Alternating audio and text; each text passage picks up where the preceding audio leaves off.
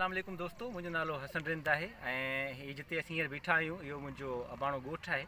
हिन ॻोठ में हींअर ताज़ो दी सिटीज़न फाउंडेशन जे तरफ़ां हिकिड़ो स्कूल ठहे पियो, हाई स्कूल, जेको तक़रीबन 1000 खां 1200 ॿारनि खे फैसिलिटेट कंदो। हीअ साम्हूं तव्हां जेकॾहिं ॾिसी सघो त हिन पासे ही पूरी ज़मीन जी जेका बिल्डिंग आहे इहा अंडर कंस्ट्रक्शन आहे। हीअ जेको साम्हूं तव्हां ॾिसी रहिया आहियो इहे स्कूल ठहे पियो। हीअ जावल ज़िले जे चूहड़ जमाली शहर भरिसां ॻोठ नवाबरंद में द सिटीज़न फाउंडेशन स्कूल जो क़याम हिन नौजवान हसन रंद जी महिनतनि जो नतीजो आहे, जंहिं पंहिंजे ज़ाती हिकु एकड़ सर्वे ज़मीन स्कूल लाइ वक़फ़ करे ॻोठ ऐं आसपास जे ॿारनि लाइ हिकु बहितरीनु तइलीमी इदारे जो क़याम यकीनी बनायो।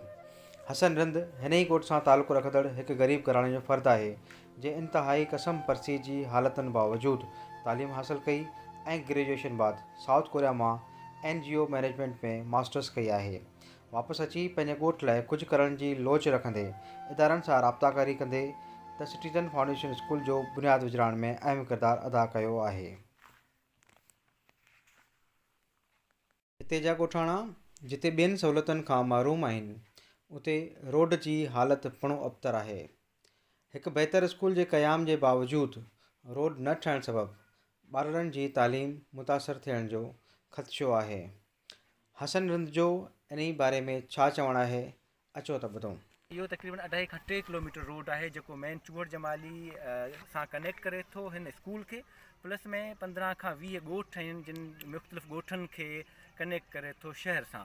इहो रोड जेको आहे सो इंतिहाई ज़बून हाली जो शिकार आहे ऐं जॾहिं हीउ स्कूल ठही रास थींदो तीअं मुख़्तलिफ़ ॻोठनि खां नंढड़ा ॿारड़ा ऐं नियाणियूं हिते अची तालीम हासिलु कंदियूं।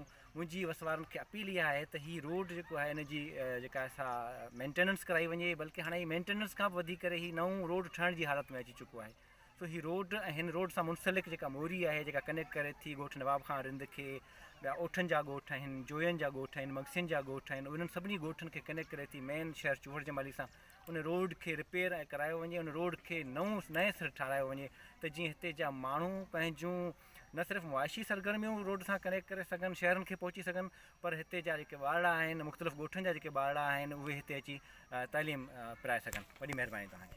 ज़रूरत हिन ॻाल्हि जी आहे त हिन नौजवान जी तालीम लाइ कयल कोशिशुनि खे रायगान थियण खां बचाइण लाइ हिन ॻोठ जे रोड जी मरमत लाइ ज़िले हुकूमत सिजावल ऐं चूंडियल नुमाइंदनि खे उपाउ वठणु घुरिजनि त जीअं हिते ऐं आसपास जे ॻोठनि जा सवें ॿारड़ा आसानी सां तालीम हासिलु करे सघनि।